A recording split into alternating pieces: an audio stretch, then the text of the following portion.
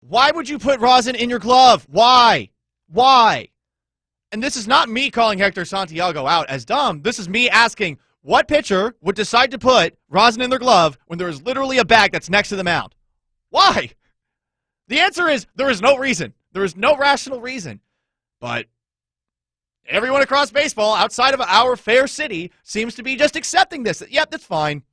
Yeah, I guess if someone's got to do it, well, it's okay that Hector Santiago's the sacrificial lamb because baseball now, it's going to be a clean game going forward. There will never, ever be another cheating incident in a sport that's only had a couple over the past 2 years. Being sarcastic there. That the league did not need to inspect his glove any further. Again, why did you collect it? And I want to inspect it further. I'm curious. Whether he's innocent or guilty, I actually want to know if there was more being used here. Maybe there was. Maybe Santiago was lying. Maybe Scott Service was lying. I mean, they're going to excuse me. They're going to step up for each other. They're going to defend each other. They're going to defend themselves. You can understand why that would happen. Here's Scott Service, who was asked yesterday on the Scott Service Show with Jake and Stacy and Shannon Dreyer about his reaction to the Santiago suspension. Shocked, I guess, as much as is probably the best word I could use to describe it. Didn't expect it to happen at all. He wasn't using any foreign substance. He was using rosin, and that is legal by the terms of baseball. But again, it's an area that everybody's very sensitive about, and rightly so. Trying to create a level playing field, and I understand, the rule that was put in place, and the job that the umpires have. But it's a head scratcher, that's for sure. This rule was not put in place to stop rosin from being used. That's why the bag is still out there on the field. This was put into place because people are essentially combining. I'm just going to be sarcastic and make up an example of a potion that some of these pitchers are using. They're making mixtures of shampoo along with, acetone. And maybe you're throwing in a little bit of bleach into the mix. Like, they're putting together these potions, and then you throw some model glue on top of the whole thing, and you can see how sometimes pitchers' arms are nearly coming off when they throw the baseball, and how the spin rates have gone up, et cetera, et cetera. This was being done to stop the guys from using spider tack and some of the other substances that we have heard about, not rosin. And yet rosin seemingly is the reason that we are having our first suspension for banned substances on a baseball. So here's my question of the day. Hector Santiago is going to appeal this. And really all he can appeal is the length of the suspension, because clearly baseball doesn't care about due process. So what can the Mariners do here to fight for some semblance of due process? Is there anything that can be done? I have one suggestion, and it involves the man upstairs, John Stanton. You gotta object to this.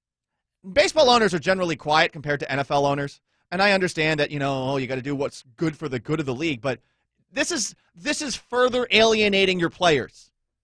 This is another reason that you could see a work stoppage next year, because all of a sudden, now the Players Association is seeing yet another thing that baseball clearly does not seem to be putting a whole lot of thought into. They're figuring this thing out on the fly, and some people are, I imagine, going to be caught for using more than just rosin, but rosin wasn't the issue here. It never was.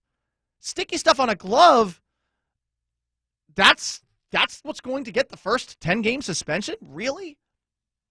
And my big issue is the lack of transparency shown by Rob Manfred, who I believe to be an incompetent commissioner, at times an entertainingly competent commissioner, which I think adds to the enjoyment of the game over a long 162-game season. Not intentionally, it's ironically. It's sort of like most Nicolas Cage movie experiences. Nicolas Cage is melodramatic and is largely so over the top that the movies that he's in cease to be good, but at the same time, you can't look away. It's like a 60 to 90-minute car crash.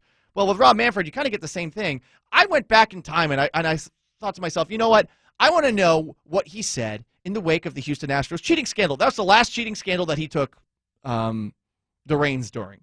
And he did a bunch of press conferences and availabilities, and he explained that in all of his time as commissioner of baseball, which to that point had been 5 years leading up to the Astros and the punishments that were given, not to any of the players, but to A.J. Hinch, to Jeff Luhnow, to Carlos Beltran, and to Alex Cora, his experience taught you that you need to be transparent.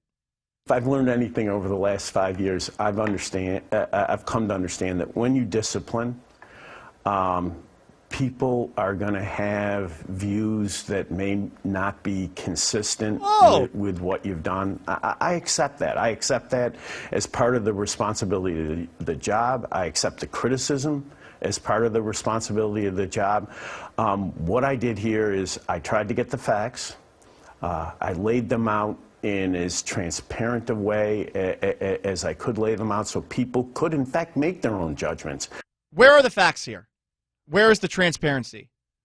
How am I able to make my own judgment outside of it's crazy that baseball collected the glove, sent it to New York, but decided that they don't need to take a look at it? To me, that's all I have. You could read the original tweet that announced the suspension. Jeff Passan said that Hector Santiago was suspended 10 games because a foreign substance was found on his glove. That's all we have to go off of, a foreign substance. And maybe it was multiple substances. We have no idea because there's no transparency being used here because Rob Manfred thinks you're stupid. And Rob Manfred thinks I'm stupid. And Rob Manfred thinks the entire Players Association is stupid. He thinks they're all just going to accept this. And they shouldn't. Something should be done.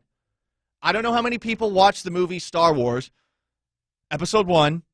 Well, there's a scene in it where Padme Amidala, Queen of Naboo, she moves for a vote of no confidence to get rid of the Chancellor. We got to do that with Rob Manfred right now.